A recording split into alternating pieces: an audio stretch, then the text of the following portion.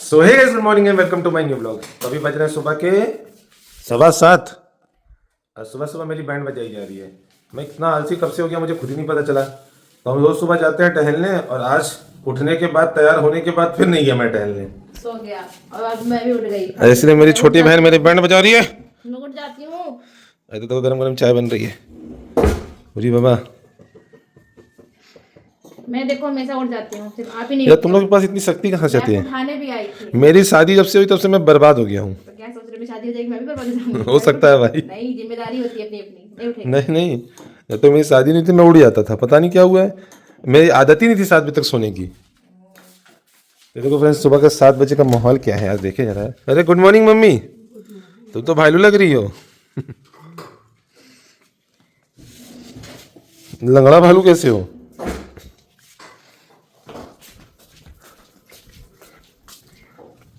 ओह, मौसम साफ है, हल्की हल्की धूप आ गई है, और हमारे टमाटर कभी लाल नहीं होंगे लगता है ऐसा। ये देखो फ्रेंड्स, गरम गरम चाय। ससुरी पानी दे दी, बिस्किट कौन देगा है? ए, इसके मुंह पर मुक्का मारो, नाक पे नाक पे। शिखा, इसके नाक में मुक्का मारो। अरे पार्ले रॉयल निकाल लो, फ्रिज में रखा है। इसके नाक में मुक्का मार। हम आपके मारेंगे, आप सबकी नींद बर्बाद करते हैं। शादी बड़ी है बर्बादी करोगी तो जानोगे। ये मम्मी तो कितनी गोरी लग रही हो। मम्मी गोरी है, इसमें बहुत ज्यादा गोरी लग रही है। ये क्या कर रही हो? चाय बनाए, खुद पिए और सबको पिलाए, और कहो लो पिलो मेरी जान, ऐसा पति मुझे दे भगवान। चुई चुई, पहली तारीख को सैलरी ला, चुप रहो, मुझे नहीं सुनाई दे रहा है। और कहे लो उड़ा लो मेरी जान, ऐसा पति मुझे दे भगवान। कैमरा बंद। तो ये देखो फ्रेंड्स, नए किचन की तैयारी शुरू हो गई। नए किचन में नया नया डब्बा, तुमको वो बना दे रहे ड्रम। भैया मैं आपके लिए रसगुल्ला रखी थी, आप नहीं खाए? हाँ, 3 पीस, 1 पीस तुम शुरू करो। नहीं, मैंने मन नहीं, मीठा नहीं खाती मैं, इसलिए। अरे खाओ, मीठा खाओगे, मीठा बोलोगी। बोलू बेच दिया वीडियो देखे वो मारेंगे। कहेंगे 3 तो बचा तो कह रही गोलू भाई के दे दो। अब सीधा मांग लाएंगे ना वहाँ से वापस। क्या है वो? तेज पत्ता आपके लिए। हाँ, लेकिन तेज पत्ता नहीं बहुत डालना तेज है चाहिए। वीडियो। ये वेस्ट हो जाता है, मतलब नहीं। कहती भाभी सब्जी तेज पत्ते की, तो चूज करके रख दिया करो वापस धो के। सुखवा के। जूस करके धो के सुखवा करके रख दो। एक बार चाय पिया। हाँ, नहीं गिरेगा, डाल दो। जे बात। देखो, तुम्हारी फेवरेट लाइट नहीं लगी तो आप फेवरेट नमक लाए हैं, पिंक। आपको पिंक लाइट मेरे कमरे में लगा दीजिए। पिंक, येलो, ब्लू, येलो नहीं, ब्लू, रेड, ये सब लगाइएगा वहाँ पे। ये तो यार पूरा डीजे बना रही है। जीजा जी को बोल दीजिए, लगवा देंगे रूम में, स्पेशल रूम में। चलो, बन जाएगा तुम्हारा। बोल दिया, बोल देंगे। खुश बोलना चाहिए ना आपको। ठीक है। तो फ्रेंड्स, नए किचन के लिए नए डब्बे नहीं आ पाए ना। 1 किलो आ तो गया, 1.5 किलो दाल थी, 1 किलो दाल का है। तो हाँ, तो 1 किलो तो आ ही जाएगा। तो मैं बोल तो रहा था और बढ़ा लो। बड़ा था तो 1500 वाला, कहे नहीं ले तो लिया। 1500 ml वाला क्यों नहीं? तुम तो उसमें लिखा था 1500 ml। तो 1200 ml था ना। अरे यार, वाला दूसरा था। डब्बा कितना प्यारा लग रहा है। तुम भी बहुत प्यारा लग रही है। नॉनवेज की डिब्बा सही। ये देखो फ्रेंड्स, एक नई चीज़ और सेट कर दी। अब इसमें सारा सामान एक साथ रख जाएगा ना। ब्रश व्रश, साबुन वाबुन, सब कुछ, टंग क्लीनर सब। अब इधर कुछ भी बिखरा नहीं रहेगा। सब अंदर डाल दो। फेस वॉश रख दो, फेस स्क्रबर ले आई, सब ले आई इसमें सब। इसमें रख दो फेस वॉश। पेस्ट ये ना खड़ा हो तो इसमें रख दो।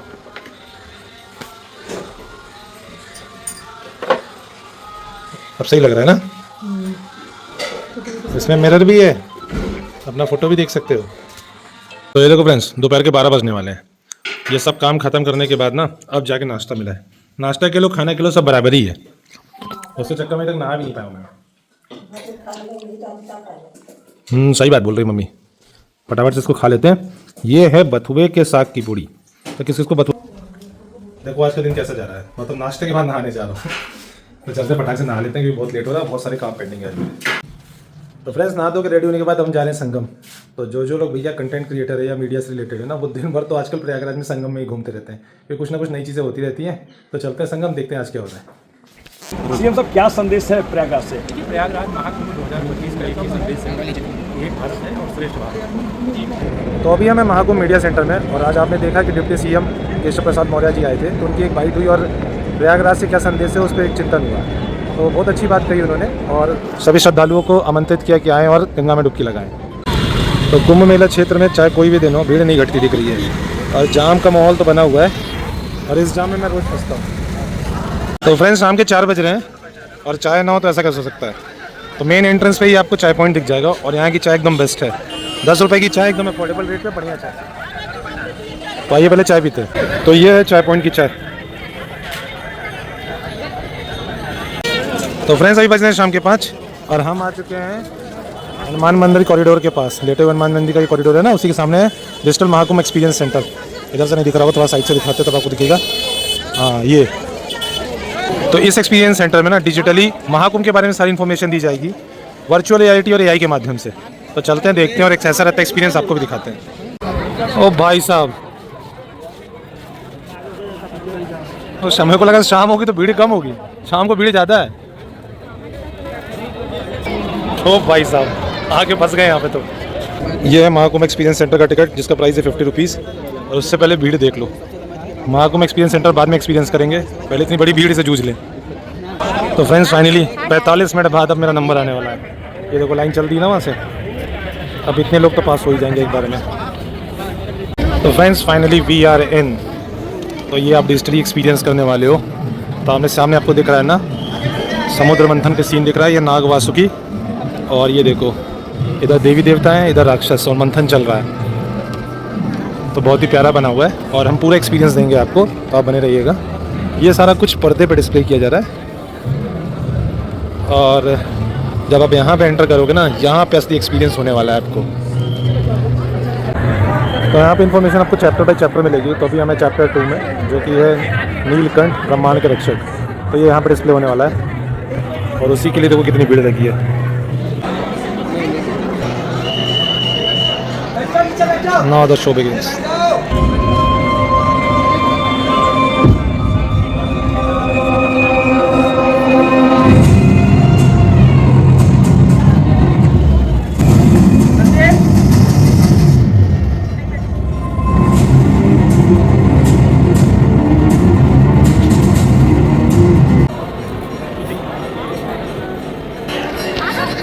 ब्यूटीफुल, कितने प्यारे शिव जी लग रहे हैं। और ये बेल्स देखो मूव कर रही हैं, सारी की सारी जो बेल्स हैं सारी मूव कर रही हैं, अगर आप ध्यान से देखो तो।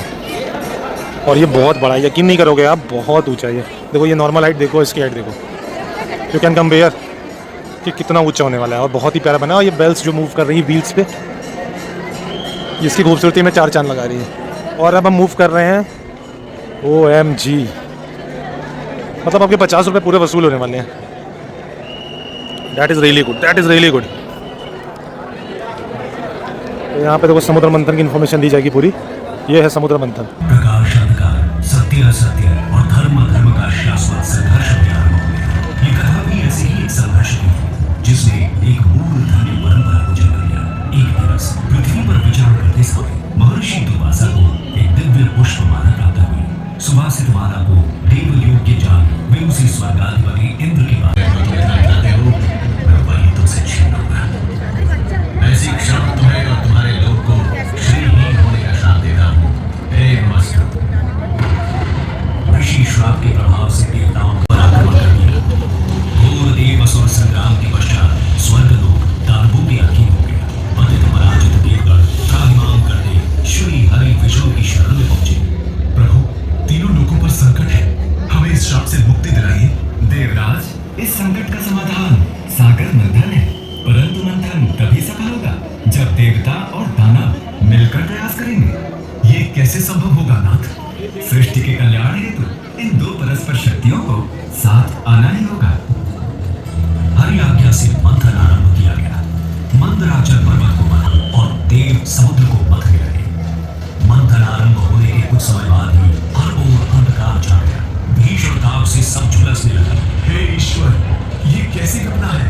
ये हलाहल विष था जिसकी भयंकर गंध और ज्वाला से संरक्षित होने लगा और तब जीवों की करोड़ पुकार सुन पशुपति महादेव प्रकट हुए। यदि इस विष को नियंत्रित नहीं किया गया तो प्रलय सुनिश्चित है, परंतु मैं इसलिए भी उनको इस सृष्टि उनका कंठ नीला हो गया और वे नीलकंठ कहलाए। महादेव की कृपा से हलाहल विष की ज्वाला शांत हो गई और तीनों लोगों में संतुलन स्थापित हुआ। मंथन पुनः आरंभ हुआ और एक के बाद एक अमूल्य निधियां प्राप्त होने लगी। अंततः घटिए धर्मवंतरी प्रकट हुए। अधीर हो इंद्र ने धर्मवंतरी से कुंभ छीन लिया, परंतु दानव ये कैसे होने लगे? देवों और दानवों में अमृत पाने के लिए छीना झपटी शुरू हो गई। इस तरह का अंत करने के लिए श्री हरि को मोहनी रूप में अवतरित होना पड़ा, उन्हें अमर कर दिया। समर्थ हो देवों ने स्वर्ग पर धर्म का राज पुनः स्थापित किया, परंतु इस सारे प्रकरण में एक विशेष बात और हुई। छीना झपटी में अमृत की चार चार बूंदे स्वर्गलोक, पाताललोक और पृथ्वी पर आ गई। पृथ्वी पर ये बूंदे प्रयाग, हरिद्वार, उज्जैन और नासिक में गिरी। अमृत से पवित्र हुई धरा तीर्थ बन गई। यही कारण है कि इन स्थानों पर हर 12 वर्षों में कुंभ मेले का आयोजन होता है। समय की अनंत धारा में ये परंपरा अनादिकाल से चली आ रही है। महाकुंभ मेला 2025 में आपका। तो फ्रेंड्स अभी हम लोग यमुनोत्री से गुजर रहे हैं और यहाँ पे ना अगर आप ध्यान से सुनोगे तो बैकग्राउंड में पानी की आवाज़ सुनेंगे और डिजल्स भी दिख रहे हैं एकदम एक्चुअली। ये देखो, और ये रहा पूरा यमुनोत्री। और ऐसा ही आपको सेम जो गेट है वो आपको देखने को मिलेगा सिंगापुर एयरपोर्ट पे, तो उसी से मिलता जुलता है। बहुत ही प्यारा लग रहा है। आगे बढ़ते रहो।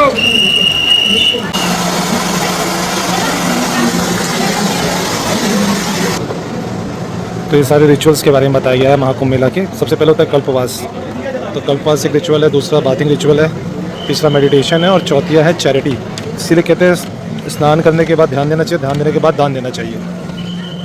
ओह माय गॉड, गजब, इसका कोई तोड़ नहीं है। और यहाँ पे देखो बटन्स लगे हुए हैं, इनको प्रेस करने से ना एक दिया आपके नाम का निकलता है। वो देखो नीचे में आप ध्यान से देखो ना, तो नए नए दिए बन रहे हैं। ये देखो, ये बटन है यहाँ पे, इसको वहाँ प्रेस करेंगे तो एक दिया ऐड होगा। ये देखो ऐड हुआ, ये बन गया दिया। तो बड़ी बड़ी अच्छी अच्छी चीज़ें दी हैं। तो ये आपको एकदम फील कराएगा कि आप पानी में बोट लेके जा रहे हो। तो ये दर्शाता है कि कितनी सदियों से महाकुंभ चला आ रहा है। तो ये पुरानी फ़ोटोज़ हैं और कैसे कैसे मनाया जाता है उसके शॉट्स हैं। ये देखो बहुत पुरानी फ़ोटो है ये, ब्रिटिशर्स के ज़माने में।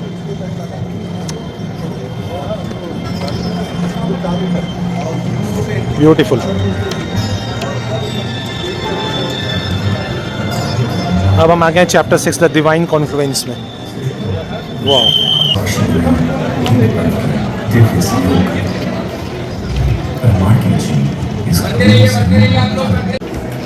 तो ये ग्रह नक्षत्र दिखाए गए हैं और किस वजह कुंभ लगता है, किस ग्रह नक्षत्र की वजह से कहाँ कुंभ लगेगा ये पूरा मेंशन किया गया है। जैसे ये रिवर गंगा तट के हरिद्वार में ये मूलाधार चक्र है। तो सारे चक्रों और ग्रह नक्षत्रों के बारे में बताया गया है। और इसका ऊपर वाला जो भाई बनाया गया ना व्यू, बहुत ही बेहतरीन है। पूरी गैलेक्सी दिख रही है और ग्रह नक्षत्र के स्थान दिख रहे हैं। कैंसर है, एक्वेरियस है, एराइज है, सारा कुछ एकदम मेंशन है यहाँ पे बढ़िया से। तो डिजिटल कुंभ एक्सपीरियंस सेंटर में आने का ना भाई मज़ा ही अलग है। Now finally we are at chapter 7 और यहाँ पे देखो कुंभ के अखाड़ों के बारे में बताया गया है, क्या इंपॉर्टेंस है उनकी कुंभ में। और ये जो भाई आर्च की तरह बनाया गया ना, बहुत ही ब्यूटीफुल है।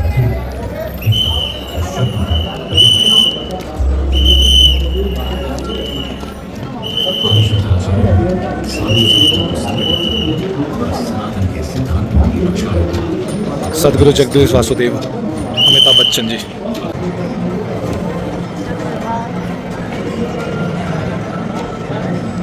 तो फ्रेंड्स इस वाले कुंभ में ना वर्चुअल रियलिटी और आर्टिफिशियल इंटेलिजेंस का यूज़ बहुत अच्छा किया है और ऐसी चीज़ों का यूज़ दिखाना भी चाहिए लोगों को, जिससे उनको पता चले कि कहाँ पे टेक्नोलॉजी पहुँच रही है और भारत कहाँ पे पहुँच रहा है। तो इस वाली टेक्निकलिटी के लिए ना भाई हैट्स ऑफ, मज़ा आ गया वर्चुअल रियलिटी और एआई का यूज़ देख के। और डिजिटली एक्सपीरियंस करना बहुत ईजी होता है, बहुत ही अच्छा होता है। तो ये देखो it is digital photo frame. तो फाइनली हम लोग बाहर आ चुके हैं और ये देखो विमान मंडपम। और पूरा का पूरा एक्सपीरियंस करने के बाद मेरे को तो 50 रुपये वर्थ इट लगा। अच्छा है, आप आके घूम जाना। तो फ्रेंड्स इस वाले महाकुंभ में ना एक्सप्लोर करने के लिए बहुत सारी चीज़ें हैं। तो अभी डिजिटल एक्सपीरियंस सेंटर तो घूम लिए, तो जाओ माय गॉड भीड़ देखो। लेकिन तो अभी हमें दारागंज पे, और जाम देखो कैसा लगा है, लेफ्ट राइट कहीं भी नहीं जा सकते, फंसे हुए हैं बीच में, और वी आर रियली स्टक। पता नहीं पहुंच भी पाएंगे कि नहीं पहुंच पाएंगे। और देखो कि ड्रोन शो देखा है केले मुझे नहीं दिखा के बोलना नहीं है। तुमको मेरे फोन में एक वीडियो दिख जाए, ये क्या दौड़ रहा है, वो भी ड्रोन से जाने की परेशान है। एक भी तुमको वीडियो मिल जाए मैं ड्रोन शो की तो बताना। ये तो गलत बात है। अरे भाई इतना जाम था दारागंज में, भाग लिया। ड्रोन से आप केले देखा है, मुझे नहीं लिवा गए। मैं मौसी को फोन करके बता रही थी तो मुझे भी लिवा जाए। कौन मौसी कह रही थी? मैं मौसी से कही थी भैया मुझे लौट है, मुझे भी लिवा चले। ड्रोन और नहीं देख सकते। पता है जरा भैया हाँ मौसी बताइए तो गए कौन। हम डिजिटल सेंटर गए थे, डिजिटल सेंटर दिखाते तुम लोग कैसा है। चलो जल्दी से खाना खा लो। अभी बज रहे रात के 11 और अभी डिनर करके अब जाके खा ली हूँ। और ये वाला ब्लॉग भी एडिट करना है मुझे अभी। और संगम में भाई बहुत बुरे हाल है, दिन पर दिन भीड़ बढ़ती ही जा रही है, और ये भाई बहुत ज़्यादा होने वाली है। और आप देख ही रहो कि भगदड़ जैसे माहौल हो रहे हैं, भगदड़ मच भी रही है और लोगों को बहुत ज़्यादा परेशानी हो रही है। और ये कब तक चलेगा भगवान जाने। तो 3 तारीख जब तक बसंत पंचमी का स्नान नहीं हो जाता ना, तब तक बड़ी मुश्किलें आने वाली हैं। उसके बाद ही तो मैं रिक्वेस्ट करूँगा कि आप लोग अगर संगम स्नान करने आ रहे हैं ना भाई, तो 3 तारीख के बाद ही आना, क्योंकि 3 तारीख से लेकर 26 तारीख है, जब तक महाशिवरात्रि का स्नान नहीं हो जाएगा तब तक ऐसा ही माहौल देखने को मिलेगा। और इन 3 और 26 के बीच में जब आप आओगे ना, तो एकदम माहौल खाली रहेगा, आराम से स्नान करके जाओगे। और सबको ये ना प्रयास करो कि हम संगम घाट पे ही नहाएंगे, यानी संगम नोस पे ही नहाएंगे। बस इतना ध्यान में रखिए कि अगर आप प्रयागराज की धरती पे पहुंच गए ना, तो पुण्य के भागीदार हो चुके हैं। तो ये फर्क नहीं पड़ता कि आप संगम घाट पे नहा रहे हो, बलुआ घाट पे नहा रहे हो, अरैल में नहा रहे हो, कहीं भी नहा रहे हो, फाफा में नहा रहे हो, बस कहीं भी मौका मिले स्नान करके वापस लौट जाइए। भगदड़ में शामिल होने का कोई फायदा नहीं।